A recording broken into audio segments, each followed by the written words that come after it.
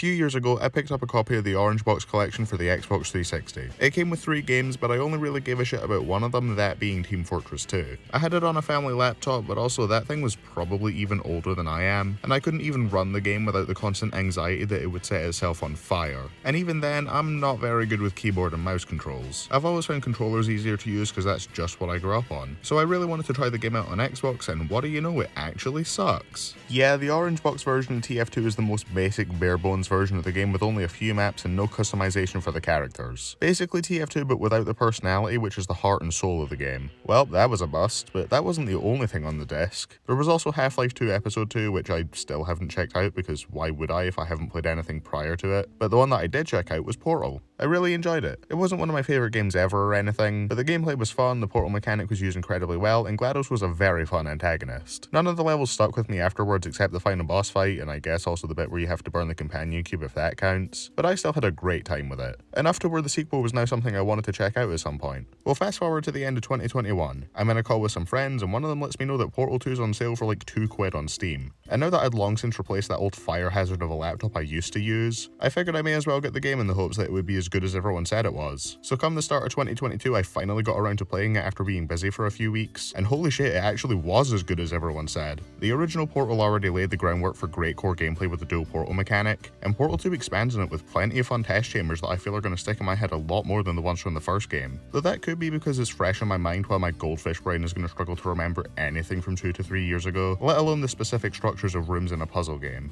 But regardless, the level design in the game is great in terms of using everything at its disposal and getting progressively more difficult as it goes along. The levels were often pretty challenging at getting me to think outside the box, but they never went into the realm of complete bullshit that took me hours to figure out. They walked that fine line of difficulty for me, and I was able to get pretty much all of them after a point. I expected I would have to look up like half the solutions to continue with the story, but no, I think the entire game I only had to check out to get started with like 1 or 2 puzzles. Which isn't a fault of the game at all, because one of those 2 times I had the right idea but didn't execute it properly, and because my brain is smooth, I just never thought to try and attempt that strategy again. There was also this bit right after Wheatley punches you down to the bottom of the lab where I looked in this door, shot a portal and it didn't work, so I assumed there was an invisible wall or something and never tried again. So I ran around doing God knows what for another like 20 minutes, before I finally looked it up and nope, turns out I just missed the wall by what was probably like a few pixels. Are you seeing a pattern? Clearly I am very intelligent. Anyway, so I mentioned how the first game laid the groundwork with the core mechanic of the series, but that's not all that returns this time around. You of course have stuff like your buttons, weighted cubes, pain in the ass sentry turrets. The majority of what Portal has to make up its puzzles return here. But when I was looking through the list of all the hazards and mechanics in the games, I was surprised to realize that the majority of what I would call the most interesting and fun mechanics to experiment with actually debuted in this game. The aerial faith plates, the various colored gels, the light bridges, the tractor beams, even various kinds of weighted cubes like that one that redirects lasers and the one that isn't even a cube. I knew the gels debuted in this game, but the rest of them felt like such natural additions that I thought they had been there the whole time. This game's running laps around its predecessor in terms of what it brings to the table, outside of the obvious core of the entire gameplay. As good as the single player is though, I think the multiplayer was what I ultimately enjoyed playing more. Might be because I was in a Discord call for it, but some of the shit they have you do, like slamming into each other in the air, guiding the other player through something akin to a 2D platformer, catching cubes with fairly precise timing and switching portal locations as your partner falls through them. There are so many cool levels in the multiplayer and it was a joy to go through. And I can see myself doing it again at some point in the future because it's basically guaranteed to be a different experience for every different test partner you go through it with. I really appreciate all the effort that went into this segment in the game because it would have been so easy for them to go, hey, here's the regular game with 2 people, see if you can cheese it or do it faster, I guess. But no, they essentially give you an entire new game on top of the one you already have. I know there's the whole joke about how Valve never does third installments, but for all intents and purposes, this is basically Portal 3. Both in terms of how much content there is and in terms of continuing the story. Oh yeah, this game has that. As much as I love playing the game, the highlights for me were honestly the characters and the story being told. There are 3 prominent characters here, not counting Chell, who is definitely not a player self-insert, but at the same time doesn't do much to be counted as a proper character.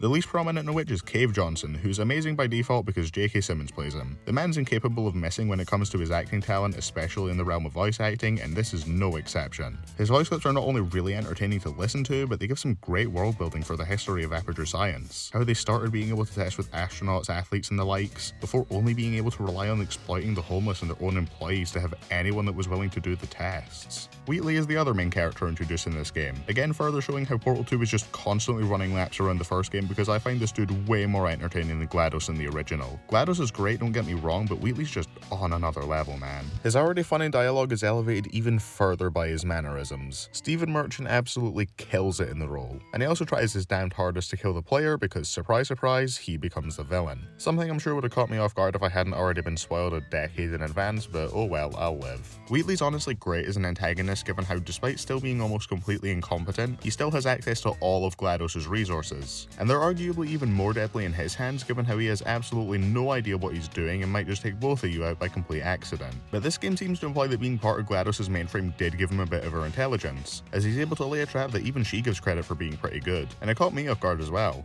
It's not the only thing Wheatley gets from being hooked up to the mainframe though. It also seems like it corrupts him in a way. Right after he's been plugged in, he starts his supervillain arc and gets far more aggressive, and it doesn't seem like he's willingly gone mad with power either. It seems like he was genuinely just a nice guy who got his programming altered after the core replacement, because as soon as you send him to space, which by the way is an amazing end to the final boss fight, which is even foreshadowed way earlier with the white gel being made from moon rocks which conduct portals. Anyway, once Wheatley's disconnected from the main system, he seems to return to his normal self, expressing that if he could say anything to Chell, it would be that he was sorry for turning into a monster, and now he's just drifting away in the vacuum of space with the quirky core orbiting him forever. He's non-organic, so he won't die naturally. It's honestly a really sad ending, and I feel so bad for the guy. Like I said, on another level compared to GLaDOS in the previous game. You know who else is a step up in this game compared to GLaDOS in the first one? Well, it's GLaDOS herself. She went from a really fun antagonist in Portal 1 to a fully fleshed out character with an actual arc in this game. She's not quite as funny as Wheatley, though she's no slouch in that department either and banters with him amazingly, but I wouldn't hesitate to call her my favourite character in the series after this game. See, with Wheatley taking over her role as the antagonist, this leaves GLaDOS as, what, a potato? No, I'm not going to make the obvious joke. Yeah, I'm sure she's going to be doing a lot in that state. Well, after a portion of the game where nothing was really grabbing me whenever Cave Johnson audio wasn't playing, GLaDOS shows back up to save the day. She gets attached to your portal gun and the two of you form a lovely friendship totally not forged out of necessity to stop Wheatley from blowing up the building. And yeah, I really like this idea. Having the hero and the villain team up to stop a bigger threat is something I always love to see. And also GLaDOS being around gives a lot more opportunity to have her say stuff and keep me reminded that there are actual characters at the core of this game. But then as you go further along, GLaDOS starts to discover herself more. Hearing the Cave Johnson archive stuff with the assistant Carolyn makes her realize who and what she is. She sounds less and less robotic as time goes on until she finally emotes as much as when she was a human. And you can tell she starts to care more for Chell, giving her more genuine compliments. And even at the end, she helps to take down Wheatley, and instead of betraying Chell and letting her fall into space, she makes the choice to save her and bring her back in. Yeah, when I said they form a friendship, I wasn't kidding. GLaDOS comes to find where Carolyn lives in her brain and discovers that Chell was her best friend rather than her greatest enemy. And knowing that she's about to release you, we seem set for a happy ending.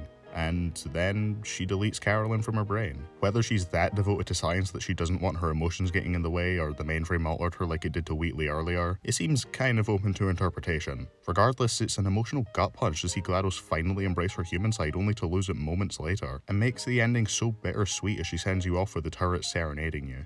And she even gives you back the companion cube she made you burn. Again, whether it's out of genuine care or she just wants to ensure you don't come back for anything, I'm not entirely sure. It makes the stuff in the multiplayer even sadder with how unfulfilled she is testing on Peabody and Atlas, and how quickly she kills all the other human test subjects. Though now she's raising an army of birds, so who knows how that's gonna go. Probably nowhere, because the obvious thing with Valve is obvious. Regardless of whether or not they do anything more with Portal though, I love this game so much. The characters and story really tie things all together and they get me super invested. It couldn't get by with those alone. I mean, if the gameplay was bad, then why would I care if the characters were good when I could just watch a playthrough or wait for the inevitable movie adaptation which is apparently happening. But like I said before, the gameplay is also super fun, so this delivers on every front I could want. I was gonna give this game a 9 out of 10 originally, but if I can give the Mario Galaxy games 10 out of 10 scores despite them having their fair share of bad levels and sucky mechanics, and the green stars being really fucking tedious in the second one, then I see no reason why one moderately uninteresting portion of the game and some pain in the ass sentry turrets should be enough to drop Portal 2 below that score as well. A 10 out of 10 doesn't mean it has to be perfect, because no piece of media is. It just means the high points are high enough and the low points aren't that bothersome. And for me, that absolutely applies to this game. This is one of my favourite pieces of media I've checked out since lockdown started about 2 years ago, and it may have just dethroned the Mario Galaxies as my favourite game of all time. Of course, this may just be a recency bias thing, and I have no doubt that when I expand my fairly limited selection of games I played, that something will top this eventually, but that doesn't change how much I love this game, and for now it'll hold that top spot for me.